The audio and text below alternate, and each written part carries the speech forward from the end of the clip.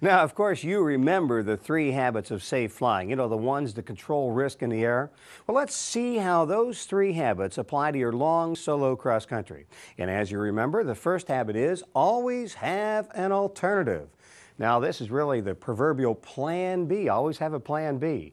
Now, the second habit is deal with things as they are, not as you planned them to be. In other words, if things change your plan. And the third habit is always think through the consequences. In other words, if you do this, what's going to happen next? Now, also remember that doing nothing is a form of action in this particular sense. Now, before you go on any cross country, you've done a lot of calculating, but it's a great idea to verify those calculations as soon as possible after takeoff. What you really want to know is, are conditions as you planned them to be? If not, you'll need to start working on changing your plan, and that's habit number 2. Now, what you do after takeoff is you use your first checkpoints to figure out your ground speed and fuel consumption. And if you can handle the workload, whip out your whiz wheel, the E6B computer, and calculate your ground speed, estimated time of arrival, and fuel consumption, and compare it to your pre-flight calculations. On the other hand, if you're struggling to keep this airplane in control, apply a little Kentucky windage. For instance, let's say on a cross-country trip you have a 10-minute leg and you arrive at your checkpoint 1 minute late. And let's assume your next leg is a 20-minute leg. Now, how late will you arrive at that next checkpoint if everything stays the same? And the answer is you'd now be 2 minutes late. Well, you can figure this out in your head without using a computer, and that's called Kentucky windage, and it's very handy. Now, you can do the same thing with fuel. You had a 10% increase in your flight time, so you'll have a 10% increase in your fuel consumption. Now, if you can afford a 10% increase in fuel consumption and land at your destination and still be okay on fuel, you're all right to press on. So that's Kentucky windage, and it's very, very handy. Now, even if you're using Kentucky windage, write things down. That's what these spaces on the log sheet are for. So even with using Kentucky windage, write things down.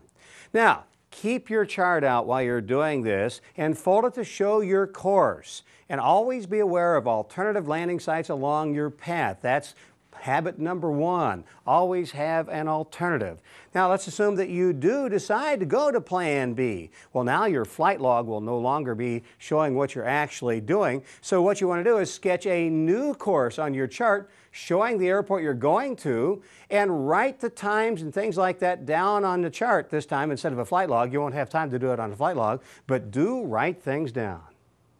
Now, one of the major reasons for diverting from your original plan is the weather. So when you get airborne, as soon as possible, start comparing what's happening to what was forecast. And remember, the wind drives the weather, so unexpected winds could be an indication that all will not be as promised. Now, in our earlier example, for instance, there was a 2-minute discrepancy on a 20-minute leg. Now, at Skyhawk speeds, that represents a 10% or greater difference in wind velocity, and that could be 10 knots or more. So if this were in fact due to the wind and not a calculation error on your part, it's time to be alert for other weather problems that might be coming. As you know, you can always update your supply of weather information while you're flying along en route, and one of the ways you can do that is by looking for one of these little dark squares on a VOR communications box and listening to HiWAS for hazardous in-flight weather information. Or you could always call FlightWatch on frequency 122.0. Now, if you do call FlightWatch, you should be aware that sometimes the conversations on FlightWatch get a little long and involved. So the moral of the story is make your call when your workload will permit the luxury of a few distractions. Or you can do just as well, or even better, by eavesdropping on other pilots' conversations with FlightWatch. For instance, you might hear someone who's ahead of you on the same route reporting on what's going on up there. Or some other guy might ask about something that you might not have thought of. Now, this is one time when it's neither impolite nor illegal to listen in. Now, while you're in this passive listening mode, Don't forget about the possibility of checking out the ATIS for airports along your route of flight. So you can listen to ATIS, and here's the frequency right here. You can find it right on the chart. You can do the same thing if airports don't have ATIS. If they have AWOS or ASOS, you can listen into what's going on at those airports. Now, if by doing this you find out there are weather changes that are unfavorable, remember, deal with things as they are and change your plan.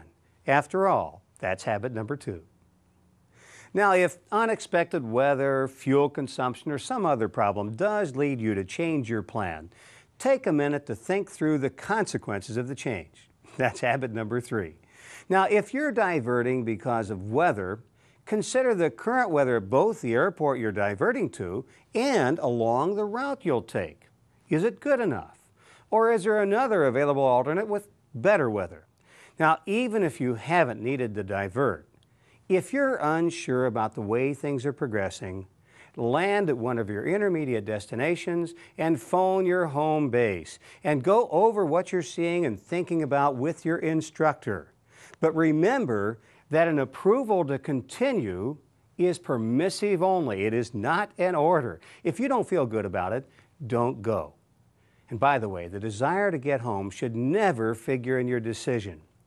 Even the crummiest motel would be better than the misery of sitting out in the boonies somewhere waiting for the first light so the Civil Air Patrol can launch and come look for you. Now, regardless of what you encounter en route, if you just slow down, keep your airplane under control, and act deliberately and carefully, and remember these 3 key habits, you'll be just fine.